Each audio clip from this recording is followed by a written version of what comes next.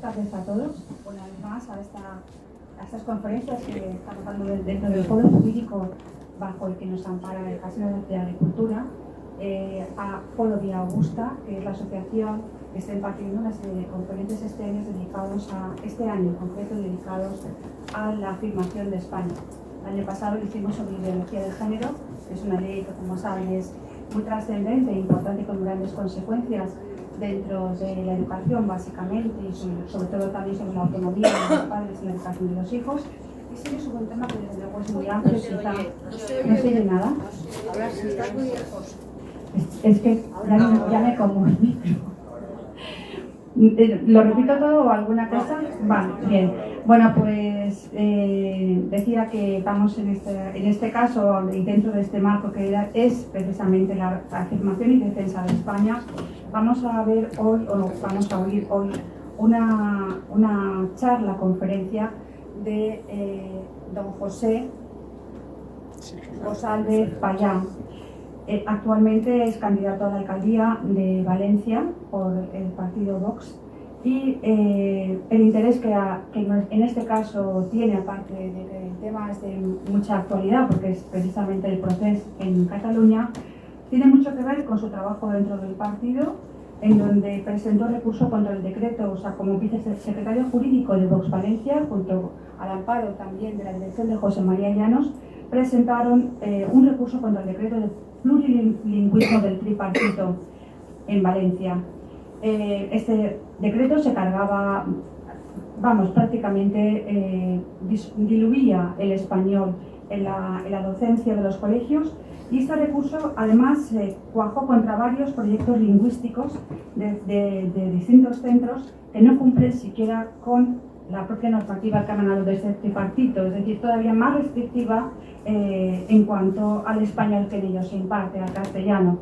En algunos de ellos se daba 0% de clases en nuestro idioma nacional, que es además un derecho de uso de los españoles. También ha participado en la querella por las ofensas contra la Virgen de los Desamparados, que todavía se encuentra en proceso de resolución. Bien, pues sin más, le doy la palabra a José para que nos explique todos estos asuntos y tipos del proceso, conocido como el proceso. Gracias. Gracias, Sonia. Gracias al Casino de la Agricultura por acogernos en sus instalaciones y a Forum Vía Augusta por organizar esta charla e invitarme a su celebración. Yo soy letrado desde hace 25 años, soy el vicesecretario jurídico de Vox Valencia y tengo un conocimiento relativamente cercano por la relación que tengo con los letrados que directamente llevan el procedimiento contra los independentistas catalanes. Y yo lo que quiero hacer es una presentación bastante sencilla y entendible para todos. De lo que se trata es que todos podamos entender qué es lo que ha ocurrido en esa parte de España y por qué se ha llegado a ese juicio ante el Tribunal Supremo. Yo creo que estamos ante los abogados más importantes y más valientes del régimen democrático español. Y digo esto porque han llevado al Tribunal Supremo a los que han intentado realmente romper España, quebrar España. Desde mi punto de vista es un golpe de Estado infinitamente más grave que el que se produjo en el año 81, el 23F. Aquel simplemente pretendía un cambio de gobierno y este lo que pretendía era romper España, quebrar España directamente.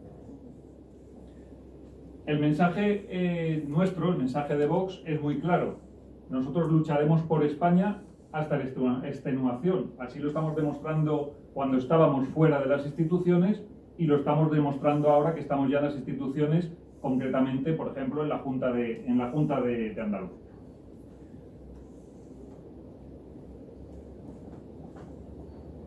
Es importante, y les voy a hacer una serie de preguntas, a ver qué es lo que me responden ustedes. Yo creo que es clara la respuesta que vamos a obtener, pero me gustaría saberla. Si ese juicio ante el Tribunal Supremo se ha producido como consecuencia de una actuación del gobierno del Partido Popular, presidido por el señor Rajoy. Evidentemente no. el señor Rajoy y su gobierno no hicieron absolutamente nada efectivo, me refiero. Ahora veremos que sí llevaron a cabo una serie de actuaciones que no sirvieron realmente para nada. Si hubo algún otro partido, llámese Partido Popular, llámese Ciudadanos, PSOE, y llevaran a cabo alguna actuación para defender la unidad de España, la respuesta es evidente que tampoco. La Fiscalía General del Estado tampoco hizo nada. La Fiscalía es un órgano jerárquico absolutamente que depende realmente del gobierno y tampoco hizo nada la Fiscalía General. La Abogacía del Estado, 3/4 de lo mismo. Sabían evidentemente lo mismo que sabían los letrados de Vox y no hicieron absolutamente nada. Y ese juicio del proceso, que llaman por ahí, del proceso independentista, se ha celebrado única y exclusivamente gracias a Vox. Esto hay que decirlo alto y claro, por si alguien no lo sabe. Gracias a Vox y a una querella que se presentó ante el Juzgado de Instrucción número 13 de Barcelona.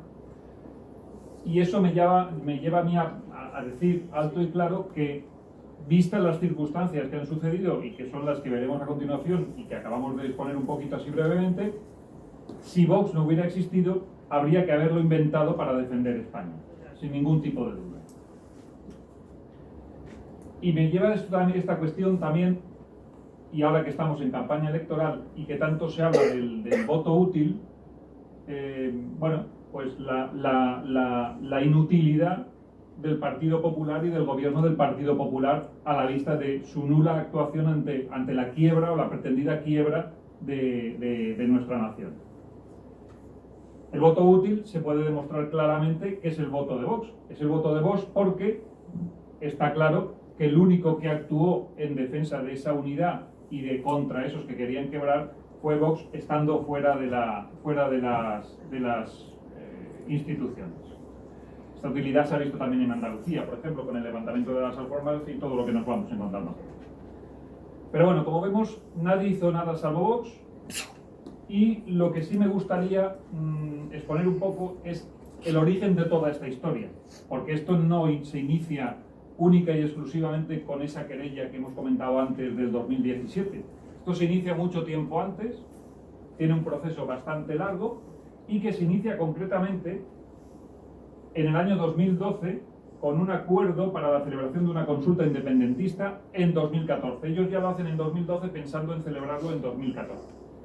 Pues es importante decir que ese primer acuerdo ya tenía, entre otras cuestiones, y voy a citar algunas cuestiones que son muy importantes, conllevaba la aprobación de una ley de consultas, abrir un proceso de negociación y diálogo con el Estado español, cosa que es absolutamente inviable e impensable, porque el Estado es el Estado y la autonomía está por abajo, no pueden hablar nunca de igual a igual, es algo que jurídicamente es inviable e imposible. Pretendían crear el Consejo Catalán para la Transición Nacional y en un anexo de esa normativa pues nos hablaban ya de la creación de la Administración Tributaria, del Banco Público de Cataluña, de la Tesorería General de la Seguridad Social, de las estructuras normales de un Ministerio de Justicia, de una ley de policía y de las infraestructuras de puertos, aeropuertos y ferrocarril. He querido exponer esto porque tenemos que saber y ser conscientes que se trataba de un plan, de un absoluto plan perfectamente orquestado con distintos actores, en el que cada uno de ellos tenía un papel predeterminado perfectamente. Sabía cada uno lo que tenía que hacer, y esto es importante para entender todo lo que luego va sucediendo.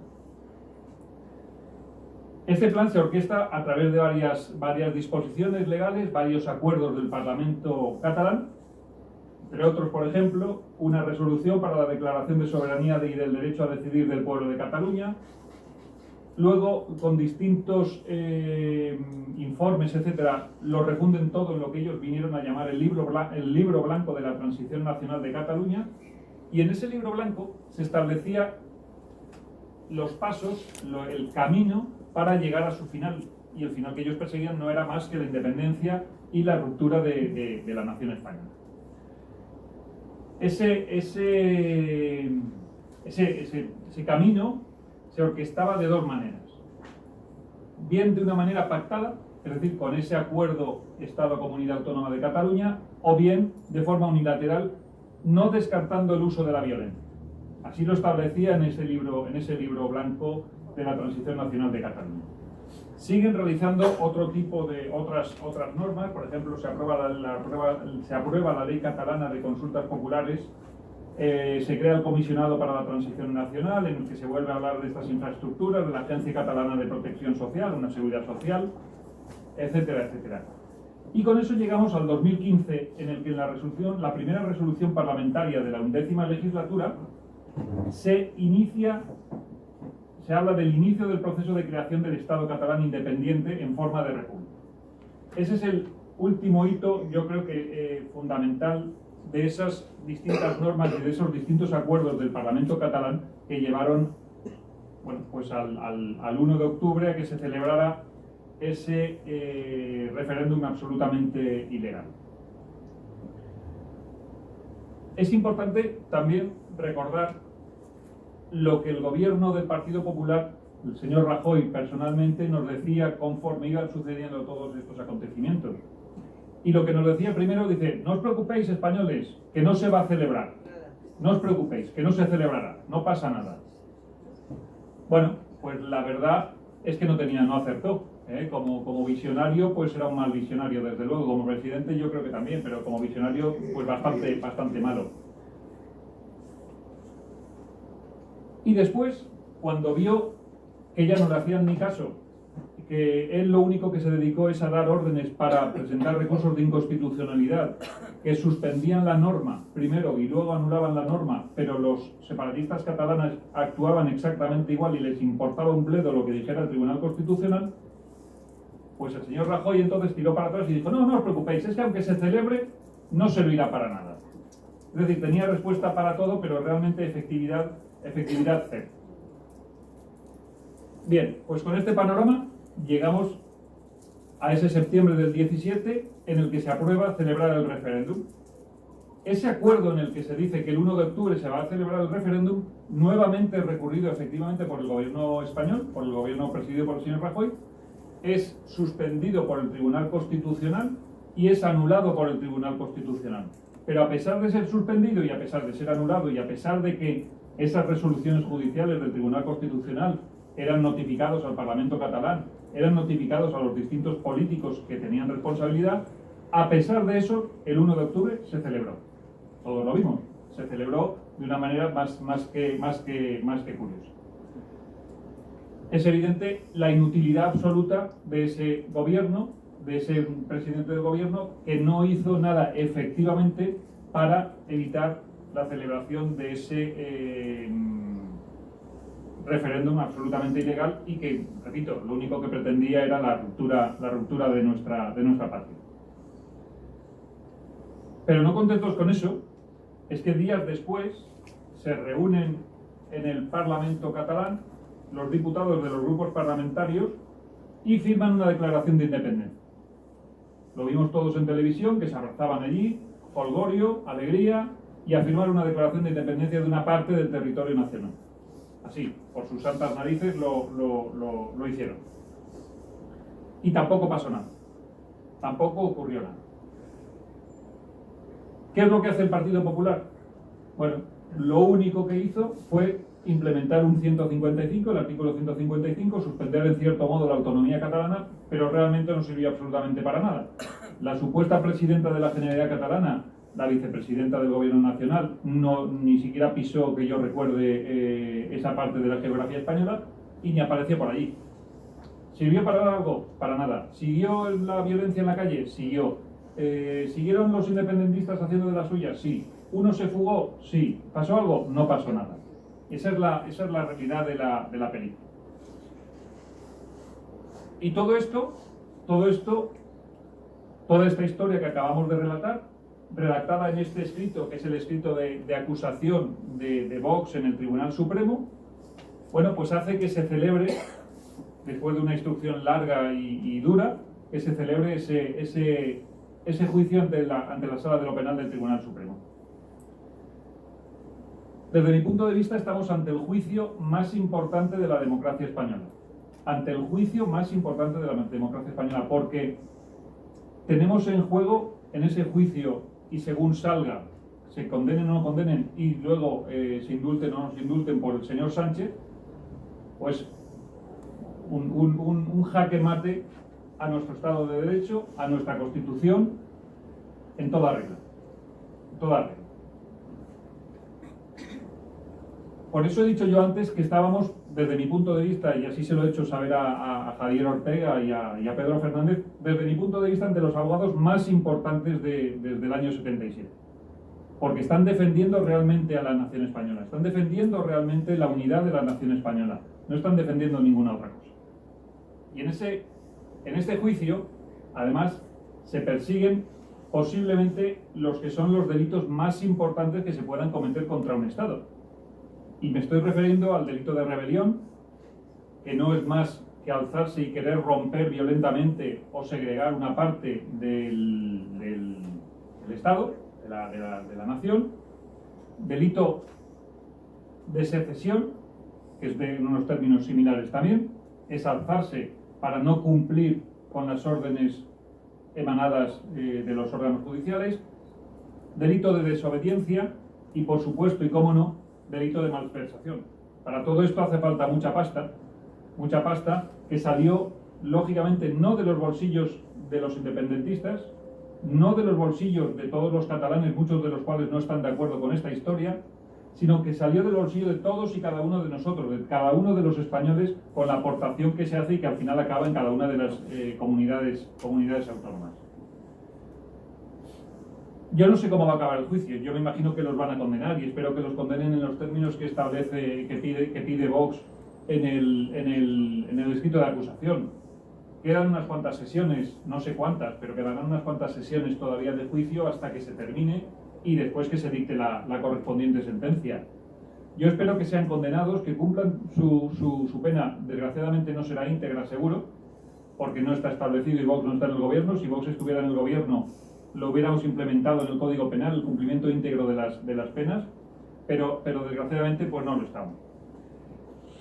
Y simplemente para terminar esta exposición, que ha sido breve y yo creo que sencilla para poner las cosas un poco en su sitio respecto a ese procedimiento judicial, decir que Vox, los abogados de Vox, hacen estas cosas, llevan estos procedimientos a cabo de forma absolutamente desinteresada, de forma absolutamente gratuita.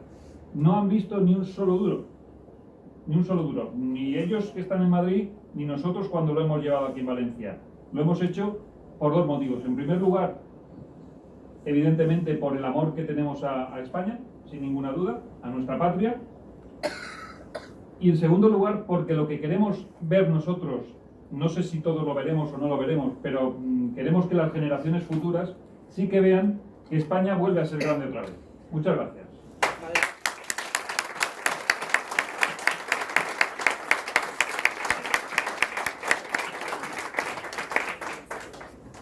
Gracias por tan clarísima exposición.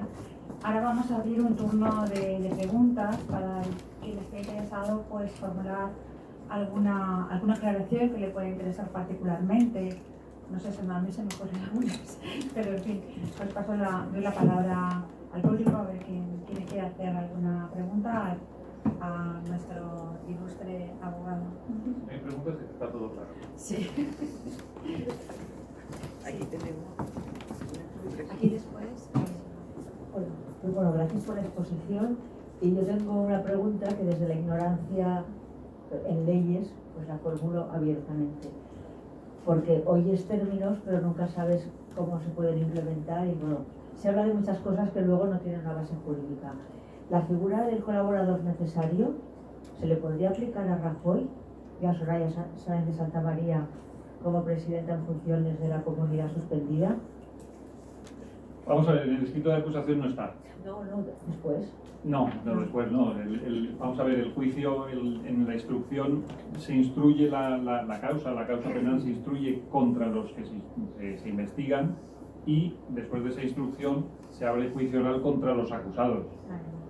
Entonces, los acusados son los que son los que están aquí, no es el señor Rajoy. No puede ser otra causa.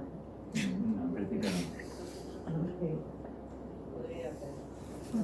Sí, yo quería preguntar, porque he vivido en Barcelona y a mi entender esto empezó antes del 2012, empezó con Jordi Pujol, los Pujol, el Despresent y todo esto, y que se fue dejando tanto del gobierno del PP como del PSOE, y hubo ahí una conchupancia cómplice porque pues, necesitaban los votos de los independentistas.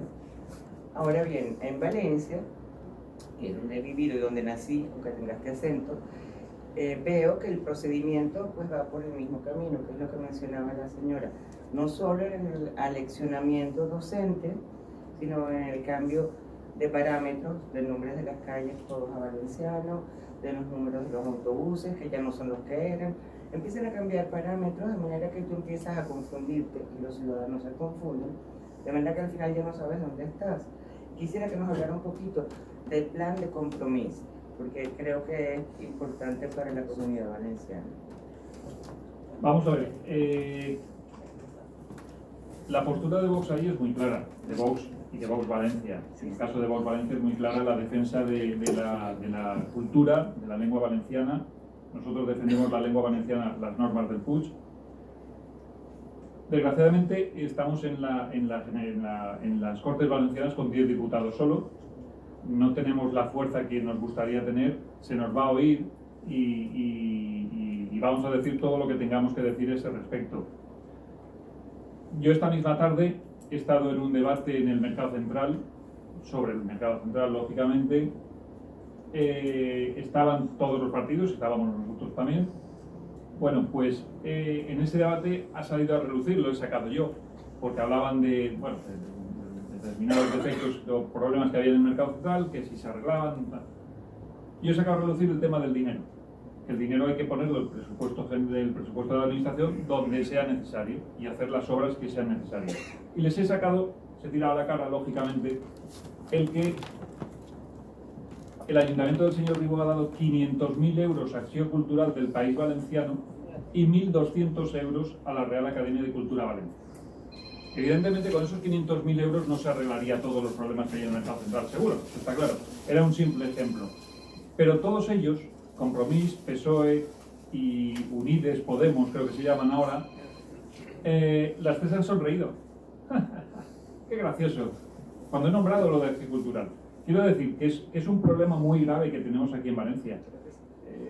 Pero para eso nosotros lo decimos alto y claro, siempre lo llevamos diciendo desde que existe Vox aquí en Valencia. Y bueno, lo que hacen falta son más votos para que lleguemos a más y podamos llegar a gobernar y cambiar esas cosas tan tremendas que están sucediendo. Y estamos en un camino, como ha dicho bien, yo entiendo, en un camino similar al de Cataluña. Sí. Desgraciadamente. Esperemos no llegar, pero... Hola, buenas tardes. ¿Qué opinión te merece, tanto en el contexto actual como en el que sucedió en el 1 de octubre, la aplicación del estado de emergencia, la posible aplicación de estado de emergencia y excepción en esas circunstancias? Si hubiera sido posible, ¿qué opinas? Bueno, yo... no sé exactamente, es una cuestión que depende del gobierno, es una cuestión tan sumamente que habría que estudiar con mucho detenimiento. Yo sí que tengo muy claro que el 155 era aplicable, se aplicó, se aprobó por el Senado, pero debería haberse aplicado un 155 absolutamente duro y contundente, es decir, con la retirada de todas las competencias y poner un gobierno, como si dijéramos, bueno, pues un controlador de todas las actuaciones que llevaban a cabo en Cataluña, no solo un supervisor, sino un controlador de verdad, y que dijera lo que había que hacer o no había que hacer. Pero vamos, ya llegar al estado de excepción y de emergencia, pues no sé yo si las circunstancias estaban o no estaban.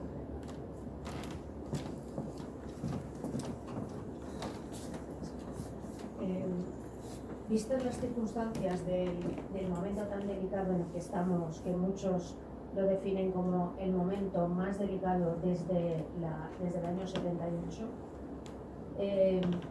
si el Tribunal Supremo, vistas las leyes, es imposible que no los culpe de algo, si no es de rebelión, de malversación, de lo que sea, ¿no?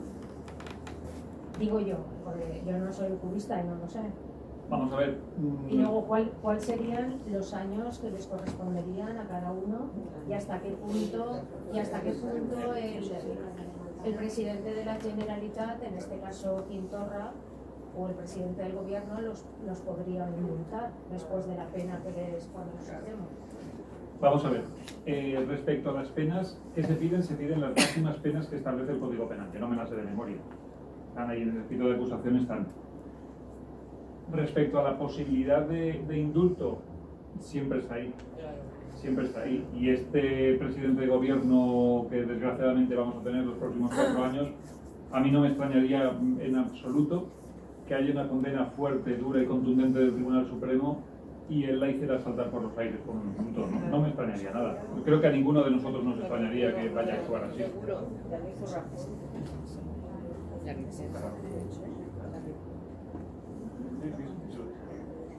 O sea, vamos a ver, es que la acusación se hace, como antes ha explicado don José, a muchísimos demandados, cada uno por unas razones diferentes y cada uno conlleva una pena distinta. Luego no va a ser una pena conjunta para todos parecida, sino cada uno va a responder por las... Y claro, por eso decimos que es un proceso tan largo, porque para cada una de las acusaciones hay pruebas practicadas, con lo cual habrá una pena concreta que no tenga nada que ver. Unos son por malversación, otros malversación y cohecho, en fin, es que hay multitud de acusaciones concretas para cada uno de los intervinientes. Cada uno según la intervención que tiene. Se aprobará. Pueden indultar a unos y a otros no. Podría. Una pregunta, vamos a ver. En el hipotético, más bien real caso de que se proceda al indulto, ¿hay algún tipo de recurso que se pueda hacer contra ese indulto por parte de una iniciativa ciudadana o por parte de algún partido político? En principio no. El indulto, una vez se da por el gobierno, se ha indultado y indultado queda. Y ahora, en otro caso, en referencia a Puigdemont, saldrá elegido básicamente eurodiputado. ¿Puede tomar posesión en Europa sin venir a España? ¿Ese caso se contempla y podría ser real? Vamos a ver, la entrega de las credenciales a los diputados. Yo he sido representante electoral de Vox en las elecciones generales y en las autonómicas. Y eso la Junta Electoral, en el caso concreto mío, de Vox, me llamaron y fui yo a recoger las credenciales de los 10 diputados autonómicos y de los 2 diputados en Cortes Generales. Quiero decir que si uno de ellos dos hubiera sido, por ejemplo, el señor Puigdemont, pues yo hubiera recogido su credencial y yo puedo ir a Bélgica y se la doy. Yo no sé si en las elecciones europeas el sistema es distinto. Lo dudo porque es la ley electoral general. Entonces, en principio, podría recogerla el representante del partido y llevárselo en mano. También es cierto que lo que se ha dicho siempre en prensa, y yo he leído y he escuchado en los telediarios, es que como tiene que venir a recogerlo personalmente, pues evidentemente, siendo en territorio nacional, le echarán el lazo, lógicamente. Digo yo. Se escapa. Sí, entra. Seguro. El problema que tiene precisamente es que no puede pisar el territorio español sin ser, vamos, por la vía de la normalidad. Puede venir como en patera, pues sí, a lo mejor. Estamos viendo cómo están transgrediendo todas las normativas y todas las leyes. Entonces, Pero entrar como normal. Nada más. Está en busca y captura, ¿no? Sí. Está en busca y captura. para el territorio nacional. A territorio nacional, exacto. Y creo que la acreditación, aparte, no se puede cargo en España. En Europa.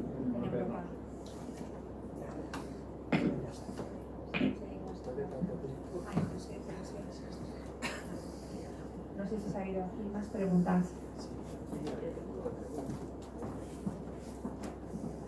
Buenas tardes. Buenas tardes. De muy buen estado, sin dos. Y veo que si estaba el 155, pues estaba. Se cumpliera o no, bien o no, pero estaba puesto. Vale. ¿Por qué lo han quitado? Bueno, vamos a ver, el 155 lo aplicó el gobierno de España, Sí, claro. pero el 155 lo pueden aplicar y pueden ver la totalidad de las competencias que tiene la autonomía o solo parte. Es decir, se puede ser muy duro con el 155 o se puede ser blandito como fue el PP. El PP realmente simplemente puso allí una persona, como si dijéramos, a controlar un poquito aquello, que realmente no sirvió para nada, no tuvo ningún efecto práctico, igual que los recursos de inconstitucionalidad. Sí, anularon las normas, sí, las suspendieron, sí. ¿Hicieron caso? No. ¿Y pasó algo porque no hicieran caso? No. ¿Se produjo el referéndum? Sí. Y nadie hizo nada. Quiero decir, no hizo nadie ni del gobierno ni de la administración en general. Porque un partido político que se volvió loco, que es Vox, dijo, ostras, vamos a presentar una querella contra estos tíos. Y se presentó esa querella. Si no hubiera sido por eso, Pues eso está claro. y el 155 pues se aplicó de una manera muy blandita, pero es el que aprobó y además se aprobó por el gobierno, se presenta en el Senado lo aprueba y entonces es cuando se puede aplicar. Y se quita. Se pone y se quita, claro. ¿Y quién lo quitó? Se levanta la aplicación. La aplicación. Lo levantan, o sea, lo ponen, lo quitan. Porque no sé. No lo pueden quitar porque es la Constitución, sino que simplemente levantan la aplicación. El efecto. El efecto. O sea, ya es libre la Generalidad de actuar con sus órganos, Pues, etc. es una cuestión, esta gente se está burlando de todo el país. Totalmente. Y el país está aguantando lo que está aguantando.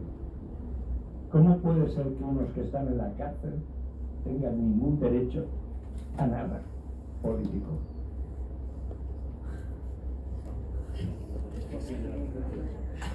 Dígamelo, la cárcel primero aquí es un hotel. Ni van uniformados, ni llevan cadenas, ni nada. Un hotel. Segundo, desde la cárcel se están haciendo lo que quieren. Yo tengo un amigo personal que me lo ha dicho. Que está en un, no digo quién es, pero está dentro de la seguridad. Y tercero, ahora van a hacer, ¿qué van a hacer? Salir, entrar, tener papeletas de políticos, siendo delincuentes en una rebelión. Vamos a ver, A ver, es que yo no entiendo nada. Yo vivo en Estados Unidos, esto yo es impensable allí, vamos. Ya nos encontramos. Vamos. el tema está en que no han sido todavía juzgados. Al no haber sido juzgados no han sido condenados. O sea, al no haber sido condenados están preventivamente en la cárcel para que no se fuguen, lógicamente, ni puedan destruir pruebas, etcétera, etcétera, pero no han sido condenados. Entonces no tienen una inhabilitación todavía de sus derechos de sufragio pasivo, sufragio activo. Pueden votar, pueden ser elegidos. A mí, personalmente, si me pregunta a mí qué es lo que me parece, pues no me gusta un pelo. ¿Pueden votar estando dentro de la cárcel? Claro, no están penados. Es que no están condenados. Sí, entonces que lo suelten. No, Es que es un país de contradicciones últimamente, perdón.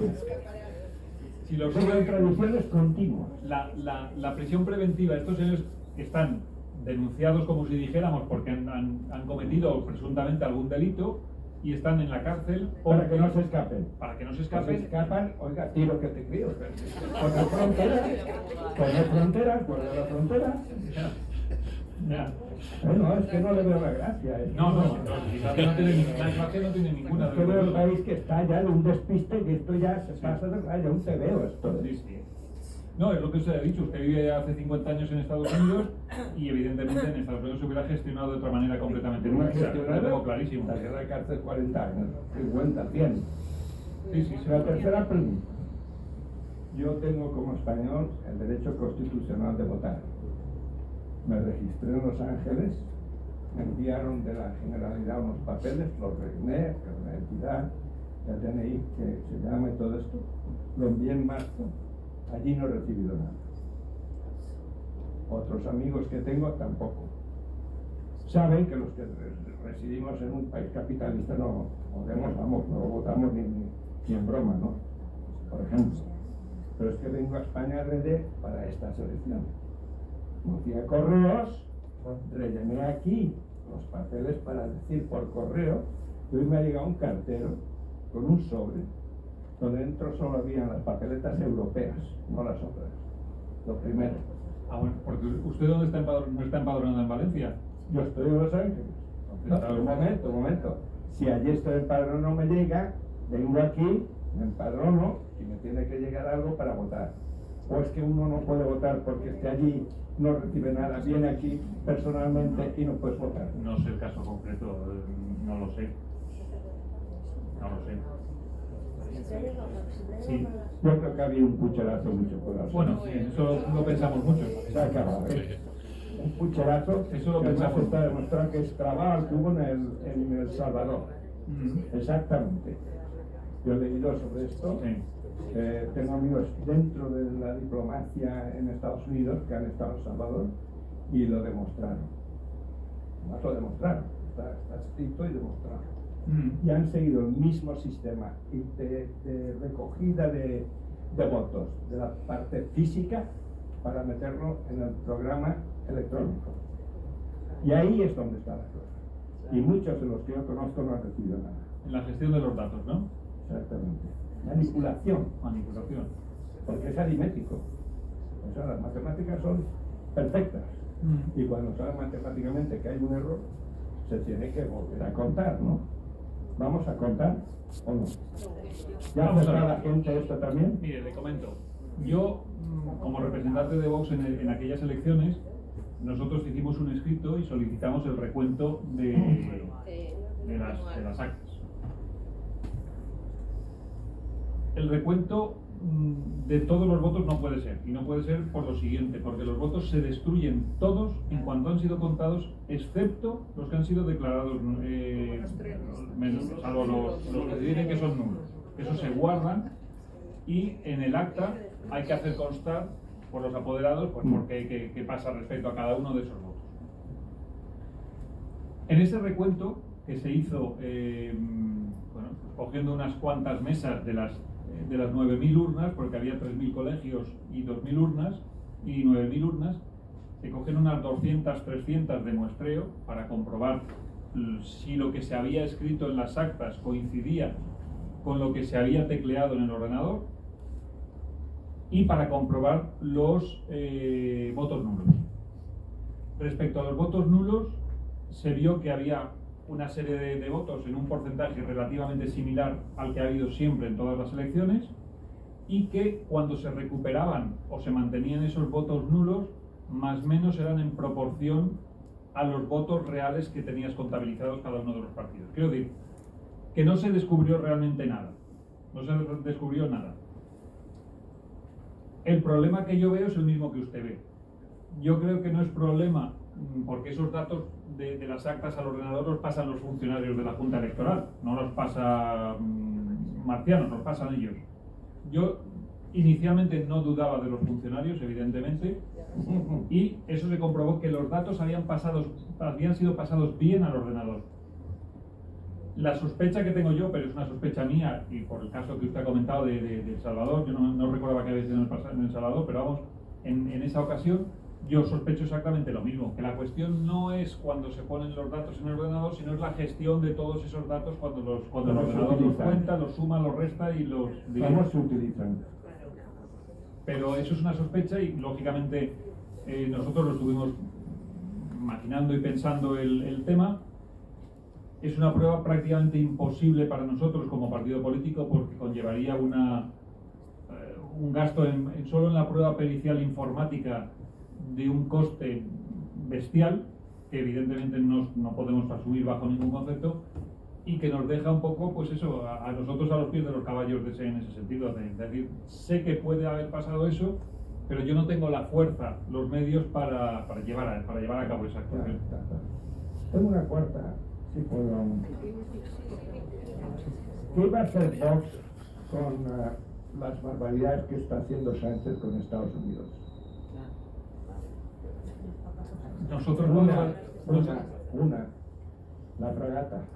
Oh, qué vergüenza. Ya. Dos, ¿qué consecuencias tiene la fragata? ¿Sabemos las que tiene? Vale. Usted sabe que hay 900 millones de dólares de Trump federales para hacer el talgo de la costa californiana toda, y está pendiente ahora seguramente de no darlos. O sea, el contrato del talgo está en el aire, las 20 fragatas están en el aire. Usted vaya sumando millones. Vamos a ver, la postura de Vox, lógicamente, al ser oposición y una oposición pequeñita en el Congreso, somos 24 solo allí, va a ser denunciarlo, poner blanco sobre negro para que la gente lo sepa, para que la gente lo oiga. va a ser efectivo para que la gente lo conozca, pero efecto real no va a tener. Quiero decir, no vamos a poder hacer nada por poder salvar esos Los contratos. retardos, ¿lo sabían ustedes? ¿Lo del? Los retardos Algo. de la costa californiana, que son 900 millones, que estaba aprobado. Una ruina. Ya lo ha El retirado. socialismo siempre nos Trump lo ha trae retirado. siempre nos trae ruina. Trump lo ha retirado. De momento, ese dinero está, como dicen allí, freeze, heladito. Y cuarta, quinta, creo que sea. La última, por La favor. última, porque así puede intervenir más personas, por favor. ¿Cómo dice? Es que hay más preguntas pendientes, si es posible. Gracias.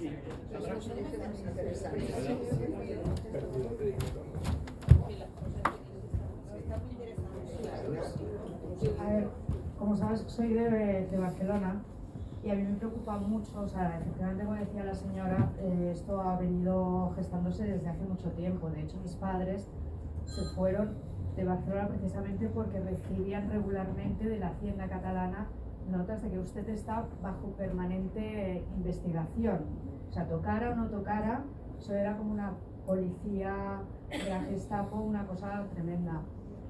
Entonces, si Pedro Sánchez, como evidentemente todos nos estamos oyendo de que va a indultar a toda esta gentuza, porque no tiene otro nombre, porque se están cargando España, porque les está dando fuerza otra vez a los terroristas y a una serie de gente, ¿hay algo que esté en la mano?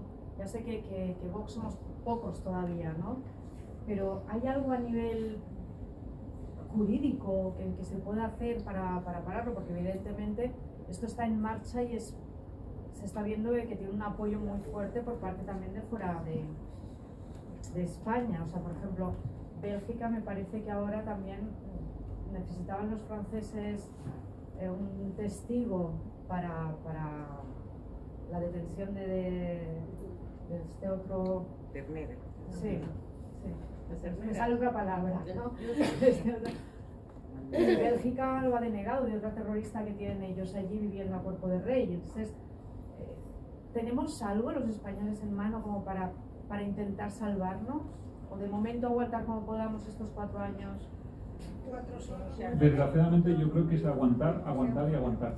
Ser fuertes, denunciarlo todo y denunciarlo en todas las instancias, en las Cortes Valencianas, lo que toque, en el Congreso, nosotros en el Ayuntamiento de Valencia y bueno, para hacer públicas todas estas tropelías para que la gente las sepa y de aquí 4 años, que quizás puedan ser menos años.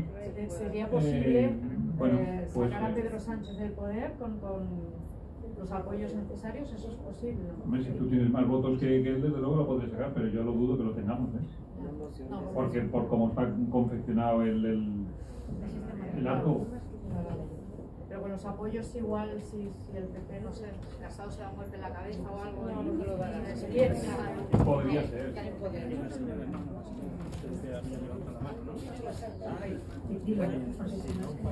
De todas formas, entre derecha e izquierda, la diferencia en Madrid, en el Congreso, son 40.000 votos. En toda España. Toda España. En toda España la diferencia son 40.000 votos. Para los dos bloques. Sí, en lo que decía el señor del pucherazo posible, no se oye, está encendido. Ah, sí. Sí, respecto al pucherazo es posible que no, porque en Venezuela, la misma empresa que hizo eso, ha estado haciendo fraude desde Chávez.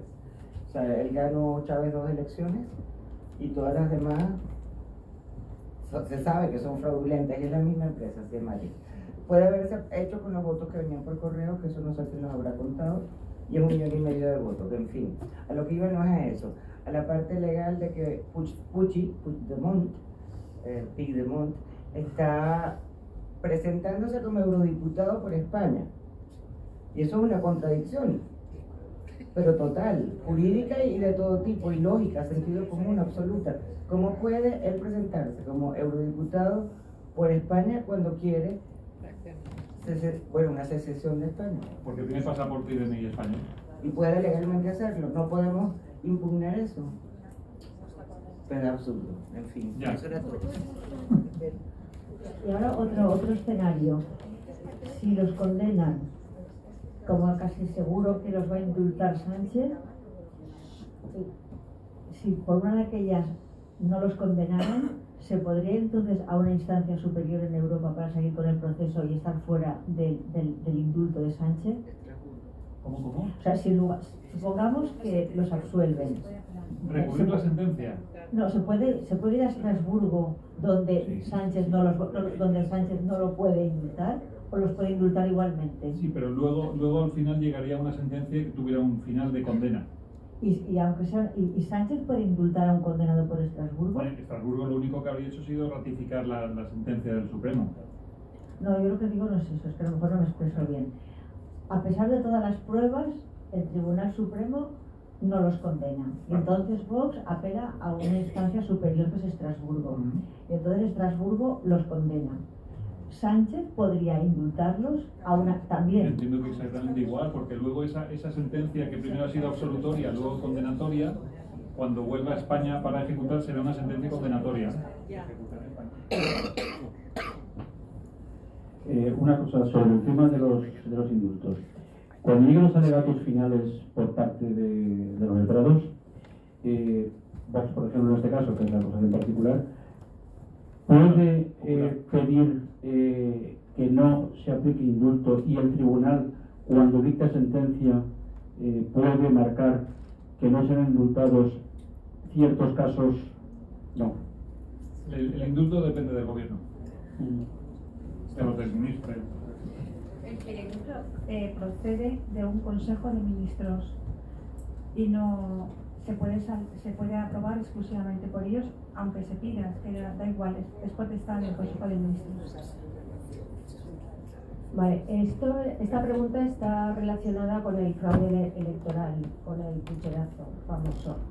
A ver, yo estoy bastante segura que lo ha habido porque hay pruebas con algoritmos, etcétera, que lo dan. Incluso hay un vídeo circulando por ahí de cómo hubieran quedado si no se hubieran adulterado los resultados.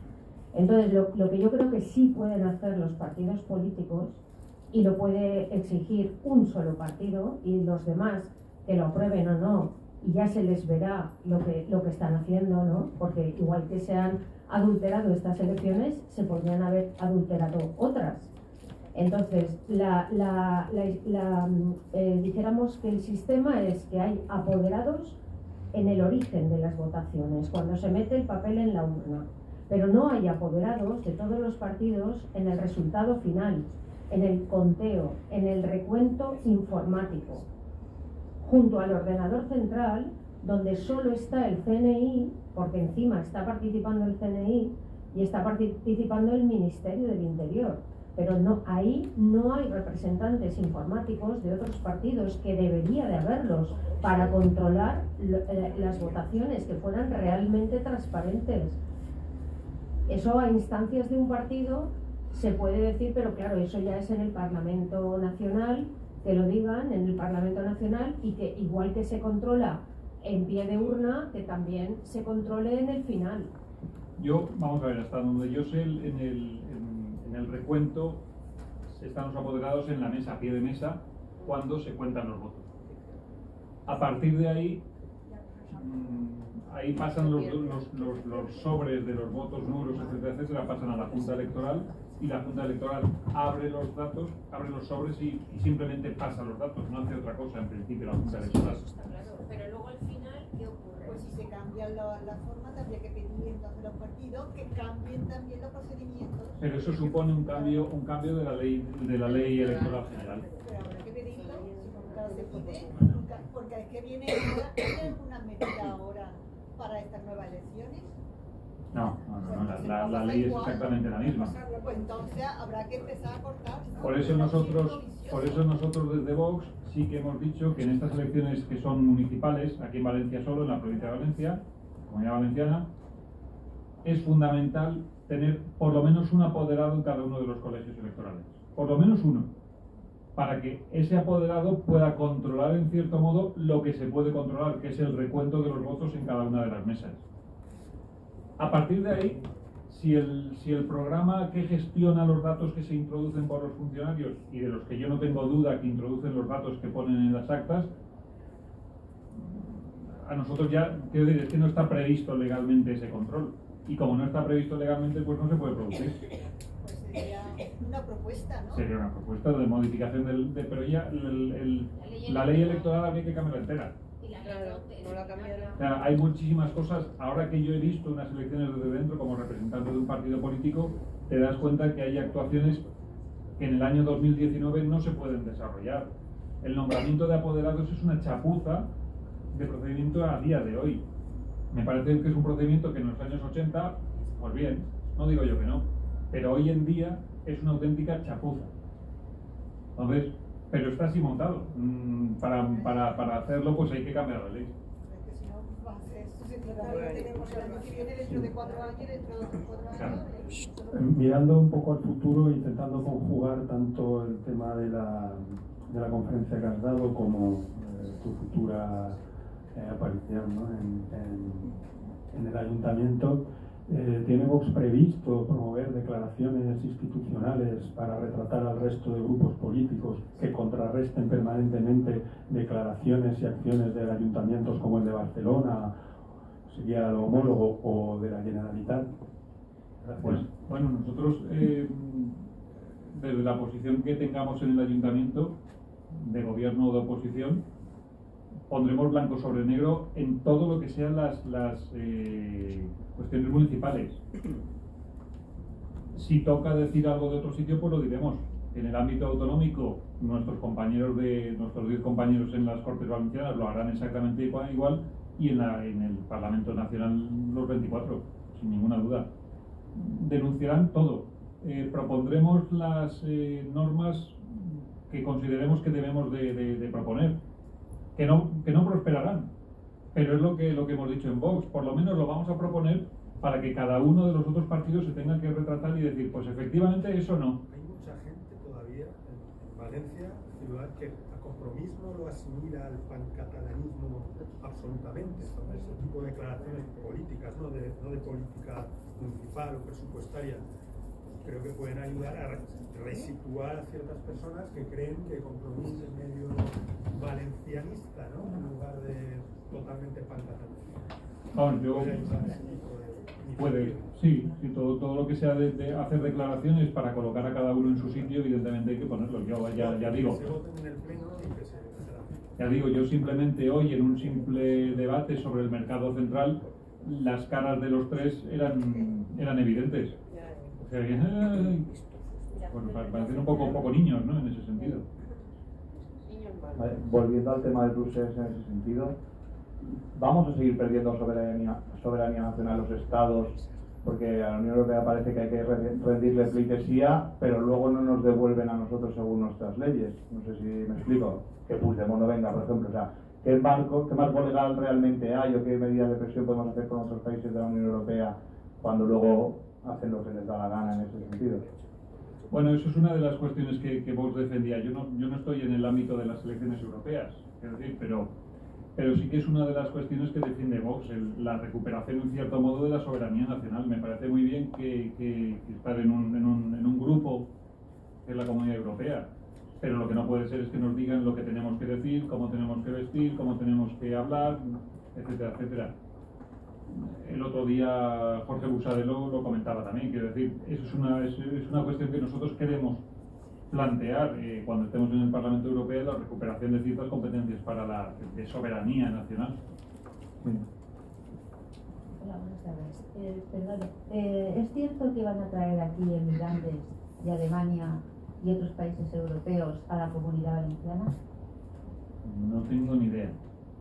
Es que se ha comentado que Sánchez, cuando estuvo en Alemania la última vez, firmó un convenio para traer aquí a Valencia, concretamente a la Comunidad Valenciana, pues más de 1 millón de inmigrantes que están por toda Europa. A Valencia no, a España. No, a Valencia, a la Comunidad Valenciana. Más de 1 millón. Se van a crear aquí, eso dependerá entonces también, tanto de la Generalitat como del Ayuntamiento de Valencia. Y eso habría que estar muy enterados de qué va a pasar ahí, pues porque yo le digo, nos van a traer lo mejor de cada casa. Pues yo le digo, la postura de Vox a ese respecto es muy clara, de Vox Valencia, y en eso sí que me mojo yo, por supuesto. La postura nuestra, y le hablo de los manteros, por ejemplo, o de los ocupas que ocupan viviendas de manera ilegal y que además ellos son ilegales o sin papeles. La postura nuestra es que la policía local, que ahora mismo no lo está haciendo por orden de quien todos sabemos, identifiquen a esas personas, les soliciten la documentación correspondiente y, si la tienen, pues fenomenal.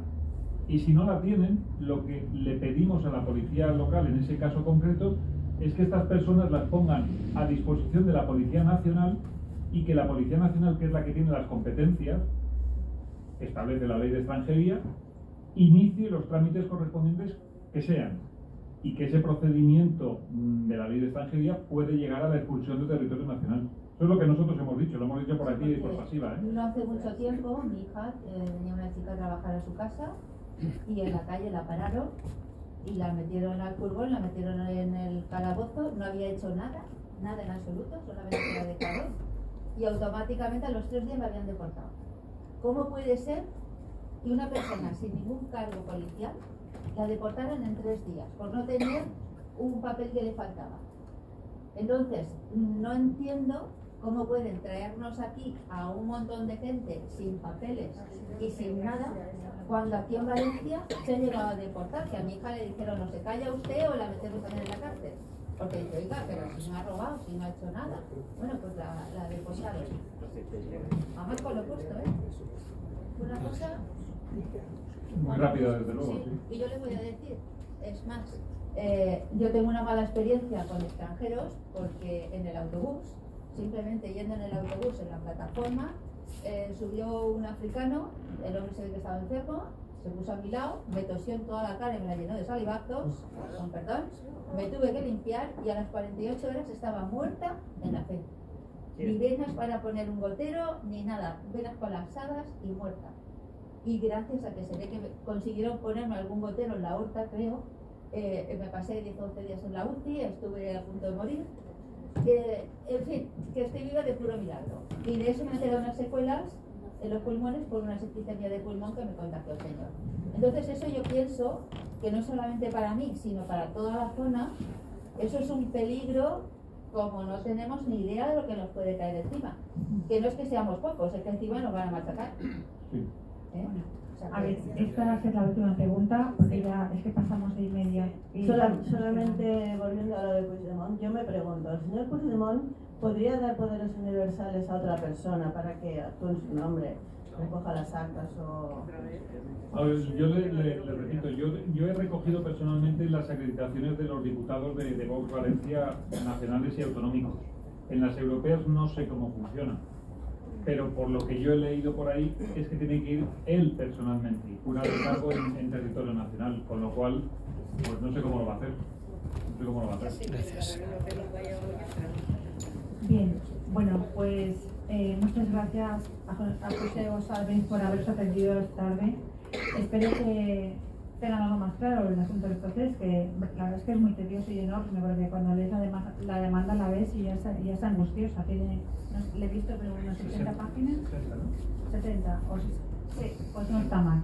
Es decir, que la verdad es que va a ser un juicio muy largo y complicado, pero espero que, como decía, pues que les haya aclarado algún punto los que estuvieran oscuros sobre esta cuestión y les agradecemos que hayan venido y también a sus preguntas, que han sido muy interesantes y han colaborado, han ayudado al debate que sea también así de interesante y sobre todo aclarador. Mejor dicho, perdón. Bueno, pues gracias a don José y hasta luego.